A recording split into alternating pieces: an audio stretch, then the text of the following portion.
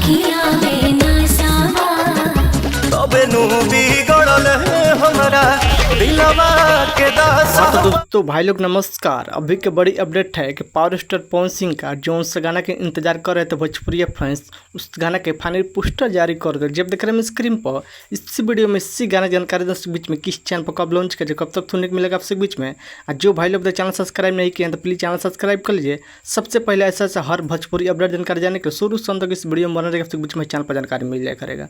Final बता दें power star Pawan Singh का फिल्म का गाना का पोस्टर जारी कर दे, जिस फिल्म का नाम सूरबंशम, उसी फिल्म का गाना पोस्टर जारी कर दे, जिस गाना का टाइटल है अखिया में नसाबा। इस गाना के भोजपुरी फैंस खूब इंतजार कर रहे थे। ऐसे तो गाना वायरल चल रहा था इंस्टाग्राम पर गाना आने से पहले ही।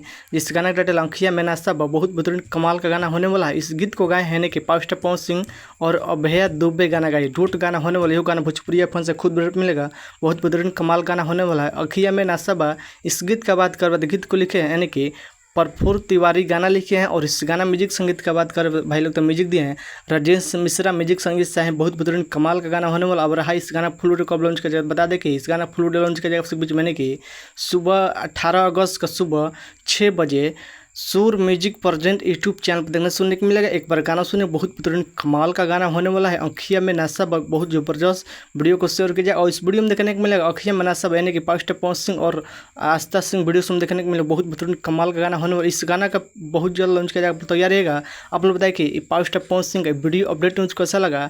मेरे वीडियो में कमेंट कर वीडियो को शेयर कीजिए, चैनल सब्सक्राइब दोस्तों विषय बस वीडियो मिलते हैं। जय हिंद, जय भोजपुरी। धन्यवाद। दबा वीडियो शेयर कर